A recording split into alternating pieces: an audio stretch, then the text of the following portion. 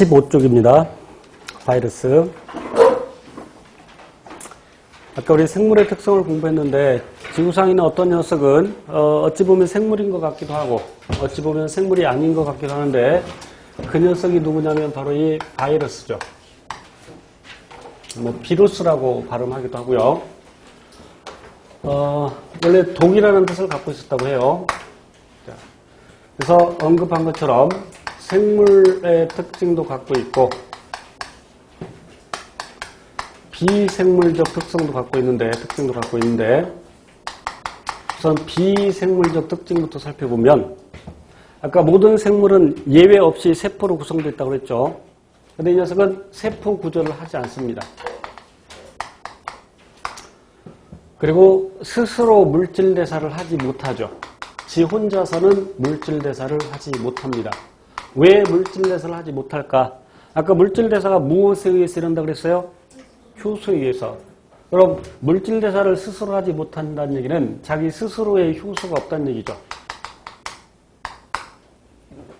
효소의 주성분이 아까 단백질이라고 했는데 단백질이 어디서 만들어지냐면 생초에서 배울 텐데 리보솜이 세포 내에 리보솜이라는 곳에서 단백질을 만들죠. 그런데 바이러스는 세포 구조를 하지 않기 때문에 리보솜이 있어 없어? 없어. 단백질을 못 만든다는 얘기죠. 그래서 스스로 물질대사 하지 못하고 살아있는 생명체 내에서만 살아가는데 그 살아있는 세포 내에서 살아가는 것을 활물기생이라고 하죠. 예를 들어서 우리 회 먹을 때 활어, 뭐 살아있는 걸 잡아먹죠. 그래서 활어 하듯이 활물기생 그러면 살아있는 생명체 내에서만 살아간다. 도구처럼 세포 내에서만. 물론 어떤 바이러스는 자체 효소를 갖고 있는 것도 있습니다. 그러나 예를 들어서 HIV의 경우에는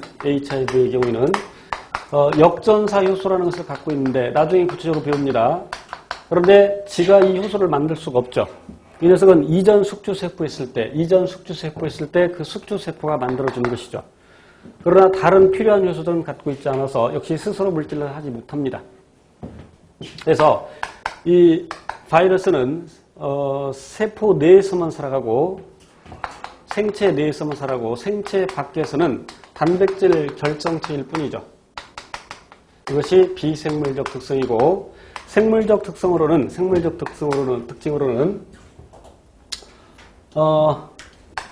이 녀석도 돌연 변이가 일어나면서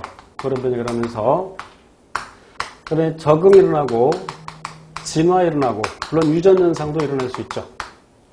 물론 생명체에서 일어나는 그 유전 현상은 조금 다른 겁니다만 그래서 어쨌건 세포 내에서만 일어나지만 이런 생물적 특성이 나타날 수 있는 것은 무엇을 갖고 있기 때문이냐면 아까 그 효소의 주성분이 단백질이라고 있고 그 단백질 만드는 정보가 어디 들어있냐면 DNA에 들어있습니다. 생명체는 DNA에 단백질을 만드는 정보가 들어있는데 이 DNA를 우리는 크게 보면 핵산이라고 하고 핵 속에 들어있는 산성물질이라는 뜻입니다. 핵 속에 들어있는 산성물질이라는 뜻인데 핵산에는 DNA와 RNA가 있죠. 그래서 생명체의 유전물질은 DNA입니다. 그런데 바이러스는 유전물질로서 DNA를 갖고 있는 것도 있고 RNA를 갖고 있는 것도 있고 그런데 아까 핵 속에 들어있는 그 세포 내에 핵 속에 들어있는 산성물질이라는 뜻인데 이 녀석은 세포 구조 자체를 하지 못하죠. 이 핵산이라는 것이 맨 처음에 진핵세포에서 발견이 되었죠. 진핵세포와 원핵세포로 나눌 때 지구상에 있는 그 세포를 크게 두 종류로 나눌 때 진핵세포와 원핵세포로 나눌 수 있는데 진핵세포의 대표적인 것은 사람의 세포로 생각하면 되고 원핵세포의 대표적인 것은 세균세포로 생각하면 됩니다. 그런데 이렇게 진핵세포와 원핵세포로 나누는 몇 가지 중요한 기준인데 그 중에 무엇보다도 중요한 것이 핵막의 유무이죠. 그래서 진핵세포는 핵이 있지만 원핵세포는 핵이 없습니다. 그런데 처음 이 핵산이라는 것이 진핵세포에서 발견되었다. 그런데 나중에 보니까 원핵세포에도 핵산이 있더라. 그런데 원핵세포는 핵을 안 갖고 있어. 그럼 이름 바꿔야 되는데 왜냐면 핵